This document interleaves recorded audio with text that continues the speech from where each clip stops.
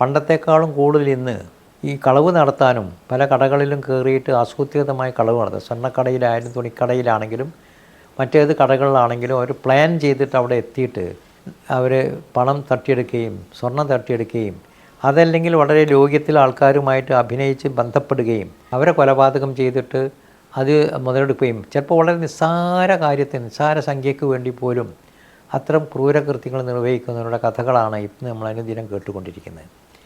ഇതിന് അനുകൂലിച്ച് പോകുന്ന കുറേ ഉദ്യോഗസ്ഥന്മാരുണ്ടെന്നാണ് ഇപ്പോൾ പറഞ്ഞു കേൾക്കുന്നത്.